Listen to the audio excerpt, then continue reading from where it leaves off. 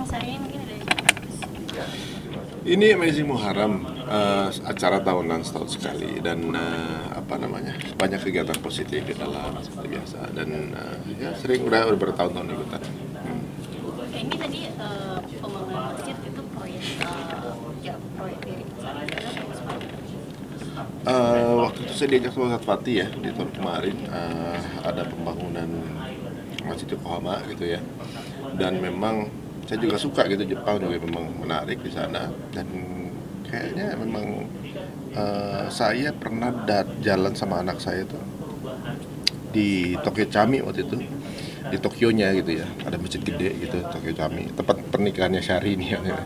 Sama anak cowok saya bilang ini, bagaimana ya ini ya ladang pahala aja bikin di sini, karena kan jarang yang muslim di sana. Jadi karena masjid cuma satu, pada berbondong-bondong ke situ sekaligus makan halal, beli di situ segala macam, ini pasti pahalanya gede banget gitu kan. Enak juga kalau punya masjid di sini gitu. Tapi alhamdulillah nggak taunya kita diajak untuk ikut serta proyek pembangunan masjid Yokohama gitu. Walaupun bukan di Tokyo, tapi seenggaknya ada ajakan di sana. Udah seneng.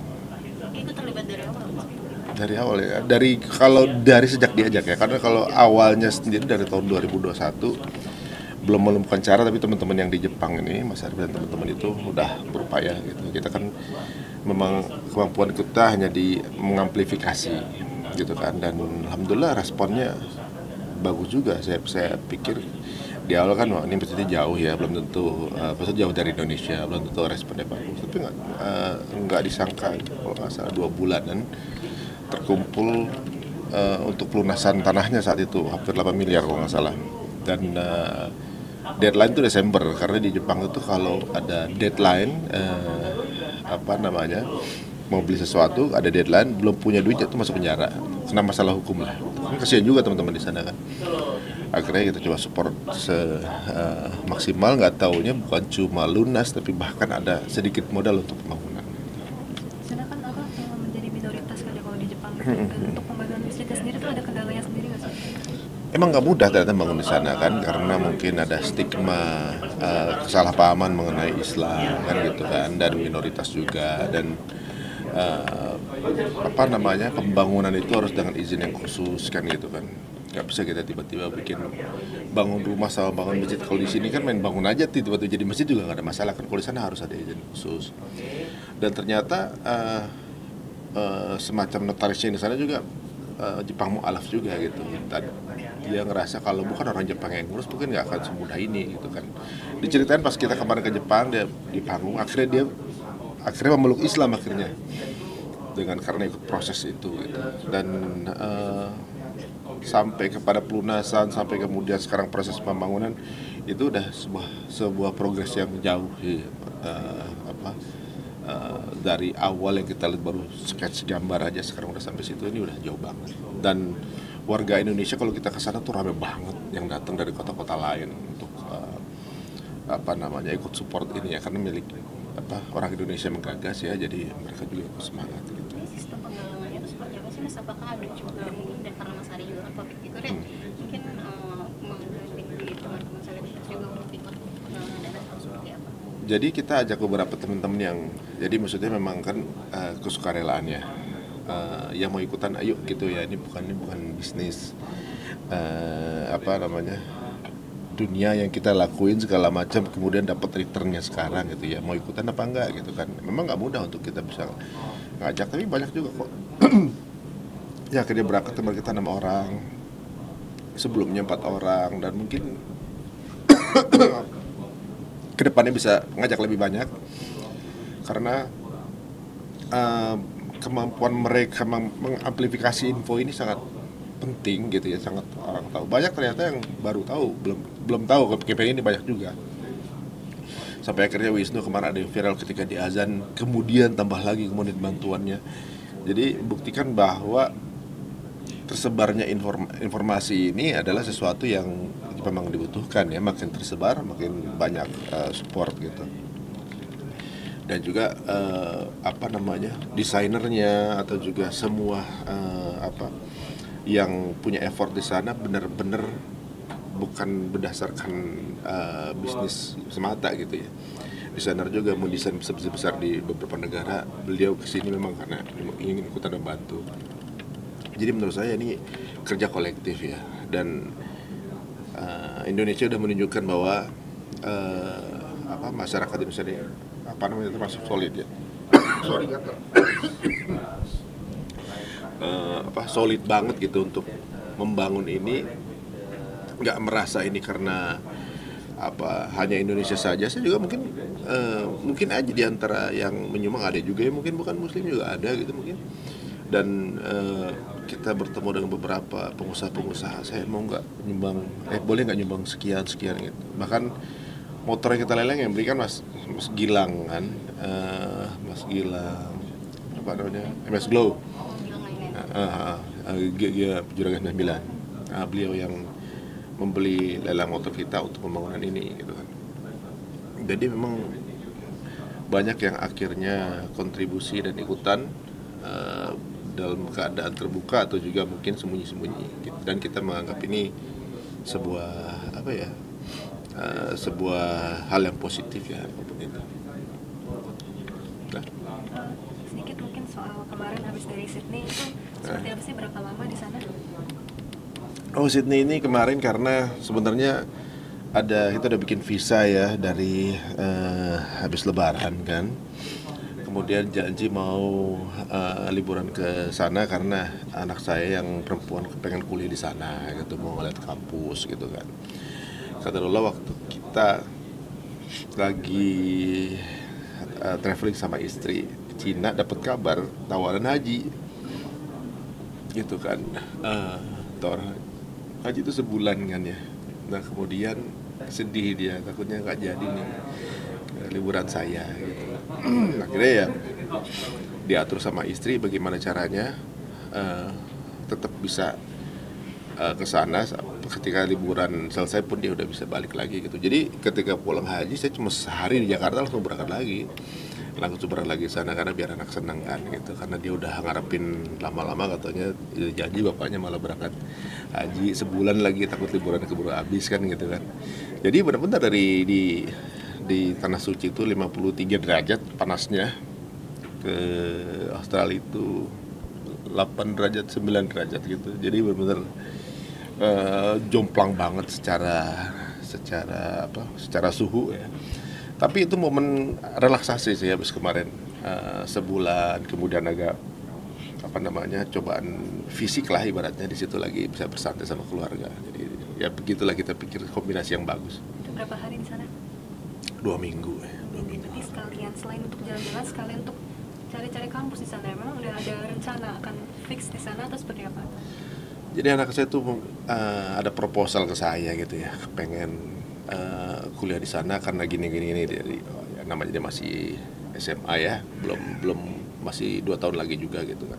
Tapi itu sebuah hal yang positif ya, berarti dia punya plan ke depannya, dan kita harus sebagai orang tua mendukung niat positif itu. Entah nanti kesana atau enggak, nanti kan tergantung takdirnya gitu. Tapi keinginan positif ini mau kita budayakan ke putra-putri kita gitu. Nah, kemudian ketika kesana jurusannya mana, ayo kita nganterin aja gitu. Tapi selain di sana ya ternyata traveling juga, kemudian ketemu sepupunya yang ada di sana kan. Dia baru tahu ternyata kita punya sepupu di sana yang ternyata dia ngerasa kayak seru banget gitu punya sepupu di sana, dan dia ketertarikan dengan bahasa, dengan culture segala macam. Dia kayak mau ngobrol, pengen tahu kehidupan di sana, malah sama sepupunya sendiri. Aku kayaknya betah deh di tempat Maya, di tempat Maria gitu kan gitu. Kalau saya sendiri sebagai orang tua kan, ketika anak mau merantau, apalagi anak cewek kan, ada beberapa hal yang harus jadi pikiran kan. Harus siap-siap sakit hati juga kan, siap-siap ngelepas ya anak cewek satu-satunya kan gitu. Dan ya kalau betah bisa nggak balik lagi kan gitu.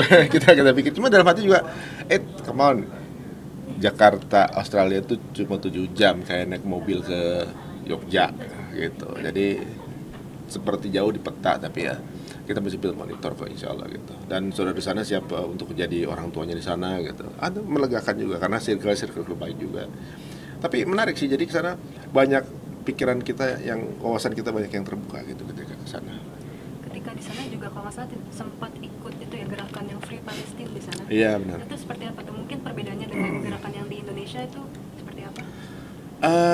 Banyak hal ya, ibaratnya mereka melakukan setiap hari Ahad ya, setiap hari Minggu ya, itu rutin gitu, dan itu bukan hanya Muslim aja gitu. Mereka yang mungkin secara sosial konsennya sadar gitu bahwa terjadi ini nggak mesti harus jadi Muslim untuk bela Palestina, jadi manusia aja udah jadi syarat yang cukup tepat untuk bela Palestina. Dan apa yang mereka lakukan ini bernarasi dengan, mereka tuh ada waktu untuk kemudian bernarasi, kemudian mengungkapin pikirannya itu keren-keren, angle-nya bagus-bagus. Memang kita lihat ya, dengan kita keluar negeri kita jadi tahu sudut pandang yang berbeda dan keren menurut saya sih. Caranya juga elegan. Ya sekali lagi ya, kontranya memang dengan aparat keamanan setempat gitu kan, karena warga Jusnya juga banyak di sana.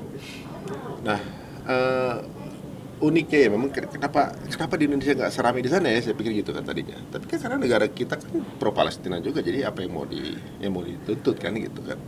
Mereka meminta untuk nggak ada hubungan diplomatis, waktu hubungan bisnis segala macam kan dengan Israel. Tapi di sana kelihatan yang support tuh anaknya yang keren-keren gitu loh, maksudnya anak-anak gaul, anak yang itu kan daerah wisata yang dilewati sama mereka tuh. Saya pikir cuma ada di Melbourne, katanya Sydney pun begitu gitu ya.